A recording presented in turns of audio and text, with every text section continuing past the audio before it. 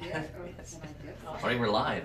Okay, Chris Kelleher from the Chris Kelleher team here again at GTHS with our great friend Sonia and Lee, and we also have Kayla behind the camera here. So we're here today just to sort of quickly review an amazing partnership we had in 2018 together with the GTHS, and more importantly, look forward to what the strategic direction is for the GTHS in 2019. Go over some of the things that you've mentioned for me here in terms of the 4 items, and maybe focus on the excellence in animal welfare. Sonia and I are going to cruise through, this is going to be a moving show you the renovation, see how things are happening, and Sonia is going to give you some details on where the GTS is going this year and how you can help. Awesome. So let's stop, actually not right here, kind of right here where we can look into our main cat room. If you haven't been here yet, I really recommend that you come on out. It's a beautiful room with tons of cats in there that are looking for their forever homes. Our goal for 2019 is to help 1,000 cats that come to us in need and 300 dogs that come to us in need. So we're really excited about that goal, and I'm going to talk to you a little bit more about how the fact that we're not just trying to help animals that are coming into our shelter, but one of our big strategies for this year is preventing them from coming into our shelter. So really focusing not just on pets, but the people in our community that need their pets and love their pets. And we'll get into that in a little bit. Okay. Yeah. So that would have been down in sort of humane education sort of stuff that you're looking for? Well, we'll go into it right now. We're launching, and I'm sure a few folks in the community have heard about it, our pet retention program. Essentially, it is just like it sounds. We were finding back in 2018 that folks were coming to us with a pet that they loved, but they were faced with a one-time medical emergency with their pet, or they were faced with a situation of domestic violence, or temporary an economic situation. And so when we're faced with that and they come to us without any other options but to surrender, if we can facilitate a way to either provide temporary boarding or financial assistance so they can get that leg fixed, so they don't have to consider surrender or even euthanasia, then that's the step that we want to take in keeping pets where they are loved in those family situations. So our pet retention program we're excited about. It's going to impact 1,200 animals and families this year in our community. We're going to be talking lots about it, but we really want the community to know about it. I think we touched on it a little bit last year when we did a video in the cat room there, but also like you can, businesses in the communities or families sponsor that economic need to get them over that hump to keep their pet in their home, right? That's right. Yeah, we are looking for donations. It's 100% funded by donations. We've budgeted $40,000 to fund this program for this year. We estimate that it's going to be between $250 and $750 to help an animal through a one-time medical situation. So if a community member wants to sponsor a family or an individual that wants to keep their pet that's faced with a one-time emergency, then they can go to our website and facilitate that happening, which would be just an absolutely wonderful thing. It's fantastic. Mm-hmm. Excellence in animal welfare. I think we should get to that with the drywall here and what's happening there. Where are we going next? Our shelter is in chaos right now. Spay-neuter and increasing access to spay-neuter is one of our big pillars and one of our main focuses. That's going to make a long-lasting impact in our mission and in our vision. But the first thing we recognized in 2018 is we've got to start right here at the shelter. We have absolutely extraordinary veterinary partners. Over the last 10 years, we have spay-neutered together with them, with Belgrade Animal Hospital and with Mountain Vista Veterinary Hospital, over 10,000 animals. It's just absolutely unheard of. But as we move forward, we recognize that the amount of work we're asking them to do, and they have their own businesses that they're running as well, the next feasible step in our development is having a hospital within our own shelter. So we don't have a lot of space, but we've been really creative. We found a way to renovate our current facility, and we're going to show you that in just a second, to create 5 new rooms. There's going to be exam room, x-ray room, a pharmacy, a treatment room, and an operating room. We are currently looking to hire a veterinarian. The posting is on our website or on the Ontario Veterinarians website. We would be grateful if you know any veterinarians in our community, please spread the word, or beyond the province or the country. We have a great team here, and we're just looking for that one veterinarian that really could be a superhero for our animals. So would it be one that is full-time here, or would it even work to have veterinarians from the community take we'll have a turns coming through? Yeah, we're looking at different options. Like I said, our veterinarians in the community are just just so extraordinary and are helping us to brainstorm different solutions. Likely they would start on a part-time capacity.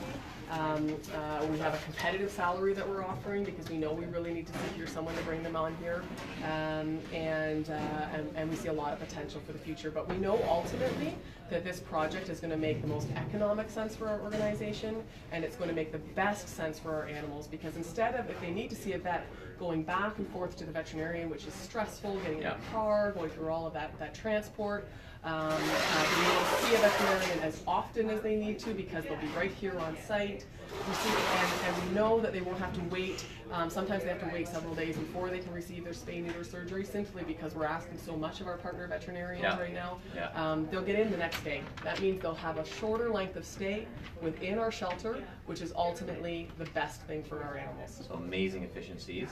That's what we're hoping for. Can we look at what we're doing? Yes, please. Come on over here. So this used to be our conference room. It's still going to be our conference room, but on a smaller scale. You'll see Sure Team here. They're just working away and finishing the final steps of this renovation. So off to the right here are going to be our office spaces.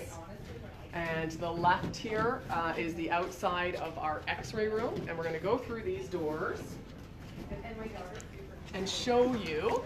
Yep, come on through. I'll hold the door open and show you this very busy room with our staff in it. Sorry, Heidi, get under the desk. Under the desk.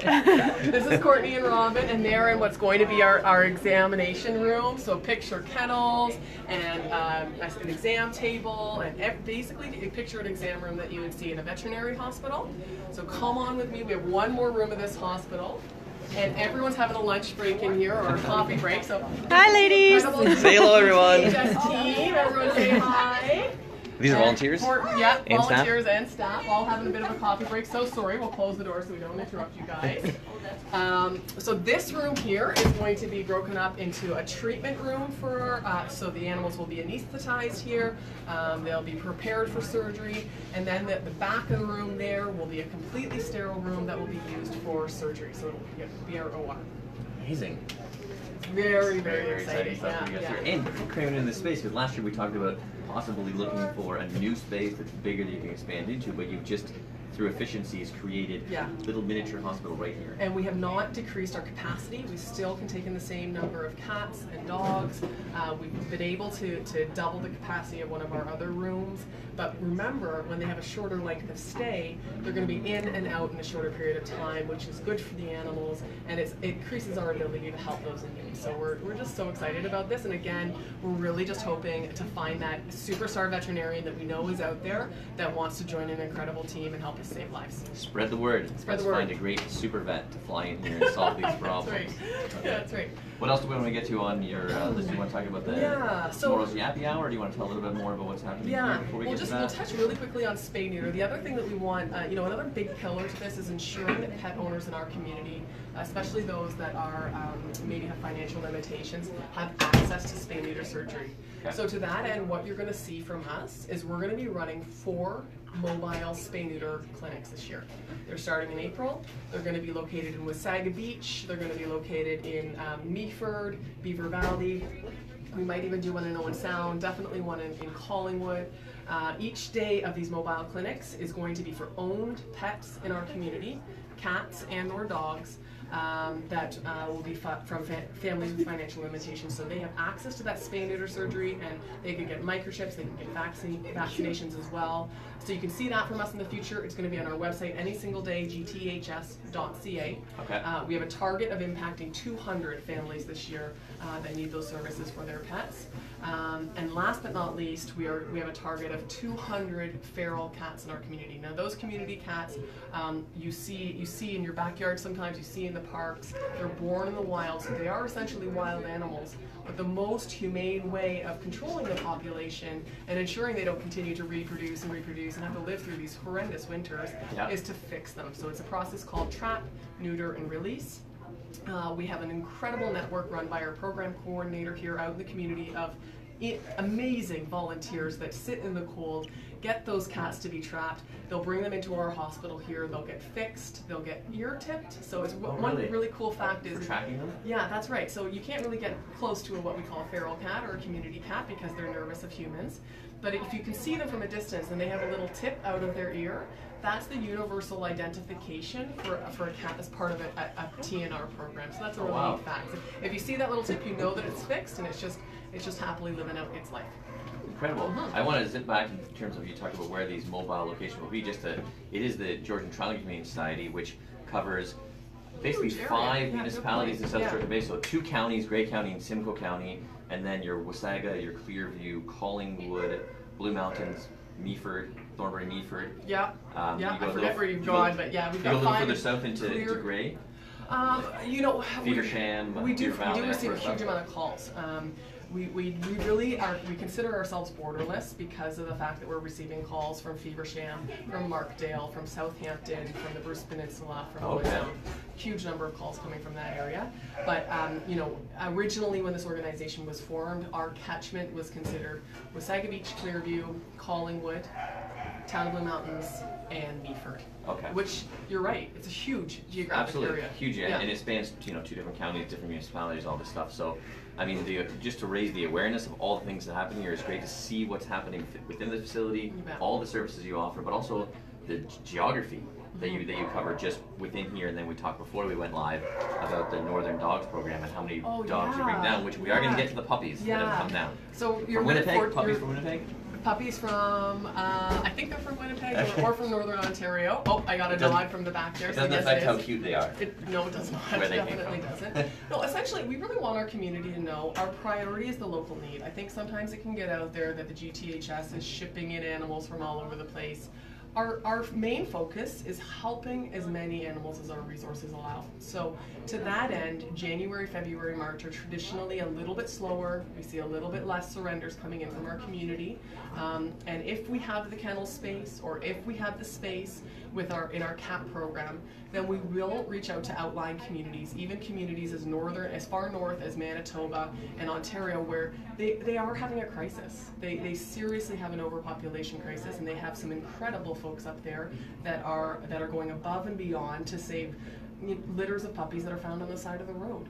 And so through that network, through that collaboration and sheer force of will of the volunteers that are behind this, we're just honored to be able to help in whatever way we can. So to that end, you're going to see some puppies that have come into us over the last couple of days. We're thankful that they're with us, that they're warm, that they're safe. This afternoon we're going to be hopefully finding loving families for them, and to that end, our community, Errol should even be speaking to this. It's extraordinary. The people that come out and adopt our puppies, our dogs, and our cats and kittens. We have an animal-loving community, that is for sure. We absolutely do. So I don't know what's next. Before we should talk, do you know when this will be ready? And will there be some sort of open house for the community for them to come and see this new facility? Great questions. Yeah, definitely we're going to have an open house for the community. We're going to invite all of our local veterinarians out. We want them to see it as well. We think the renovations will be done by the end of February, the beginning of March. Sure team works very fast. This will all depend on us finding a veterinary partner. We have some irons in the fire, but we are still working towards securing that final plan. And that will, once we have that in place, we'll be able to be open for business to our own animals. And that's something I think should come across quite loudly, is the fact that this hospital will be just for our own animals and for feral cats to provide service to. Okay. Anything else we should touch on before we get to A, the event tomorrow night, the Yappy Hour at Side Launch, and B, the puppies? That's right. No, other than I think in order to help reach our goals this year, I'd like to do a little plug for our foster program. Okay. Our focus is to increase our capacity and be able to foster out 50% of our shelter capacity in the community. And so in order to do that, we need folks that might be willing to open their homes for a temporary period of time to a litter of kittens or a litter of puppies or an adult cat and dog that may not be faring so well in the shelter environment. Or the last example could be helping to foster a pet that is part of potentially a domestic violence situation. So if a young woman needs her cat to be housed for 2 weeks while she gets back up on her feet, that's another avenue that we are looking for foster homes for. So again, we're looking for members of our community to come forward. We are struggling with the number of foster homes that we have up and running right now. On our website, gths.ca, is where you can learn all about the foster program and how to get involved as a volunteer, and we would set you up with the resources and the training that you need. Amazing, because we did go last year. I think Ariel took us over to someone had a bunch of kittens. They were gorgeous. Yes, so you commit to a certain amount of time, get the kids through that, relieve a bit of the stress on the Humane Society here, this facility, and help that. But could it also be said that possibly this is a way to sort of test out whether your family is ready to have a pet? Are there situations where you foster a pet during maybe something where you have a domestic violence situation or something? So for 2 to 3 weeks, see if you're good to have a cat in the house, if you're good to have a dog. So maybe you're giving it a trial run to see if you're going to come back and adopt. That's right. So that's right. Yeah. So it's a win-win. So one is the win to get the stress off the facility, and the animal, right? And the animal, you know, so they could stay for 2 weeks in a cage in our shelter, but you know, stress will affect their body and will affect their health. So that to us is one of the wins for sure. But also, yes, you're right. It frees up a space for a homeless pet. Now, what if someone were to volunteer for this? Maybe it's a litter, maybe it's a homeless pet, and then sort of a few days in, they realize maybe we can't handle this. Well, that's why we're here. So in that case, they would give us a call. We would make sure they had the resources. Maybe, hopefully, it's just a couple of questions. But if not, we bring them back. We find another foster home. There's some coaching and some help and some support. You betcha. Right? So maybe think about taking the risk on that and helping relieve the stress here and having a chance. Maybe you just want to have some kids at your house for a little while. But it's called kitten therapy. It's actually going to improve your health while the health of the kids. Kitten therapy. This is amazing. Okay, anything else you want to? I mean, we have tons of stuff for your strategic directions for the year. I think it's important that throughout the year we sort of express this so everyone knows sort of strategically where this organization is going, how they can help, whether it's manpower or money, or even just spreading the word. Sometimes it's just helping spread the word of what's going on here to find more and more people to get behind us and support us. Puppies first, and then the Yappy Hour promo? Let's do Yappy Hour now, you're right, because puppies we're just going to be totally distracted and we're not going to be able to. So Yappy Hour is tomorrow night at Side Launch. Side Launch, Brewery. It's from 4 until 7. $1 from every pint sold that night will go towards the GTHS. We're going to have Allie's Kitchen there. We're going to have live music. Kids are welcome. There's going to be games for kids. Dogs are welcome as long as they're good in those types of environments. So dogs come, kids come. It's going to be a great way to spend a Friday afternoon. TGIF. Don't have to bake or don't have to cook. You get to have a drink with your friends and support a good cause. That's amazing. Let's go see the puppies. Want to get anything on? I can't hide from us. Oh, are we going in here early? Yep, they're meant to be in room 5. Okay. Well, would you want us to hang out? Who's bringing the puppies? Do you want me to go grab them? Yes. Sure. Okay. Okay, sure. Yeah. I just don't know where they are. Where do you think they're going? Glenda was going to put them in room 5 for us. So Glenda was going to put them in room 5 for us. Okay. All right. Hang out in room 5 for just 1 second. I'm going to grab Glenda. I hear them. Oh, Sonia, they're in medical intake. Will you go grab her? Yeah. Can you spin around to us? Just like videoing the wall. Sonia, we found them. You found them? Yeah. Okay. They're in medical intake. I hear them squeaking. Okay. I think The drama. Are there puppies in here? There's no puppies in The here. puppies are until 8 or 8, 9. Can you come help me? Thank you. Right now. Can we go into the kennel on this Facebook Live, or is that a bad thing to go in with too many people? Too many dogs, too much yapping? Lots of yapping. Okay. Let's all go through more of the strategic plan stuff while we're here.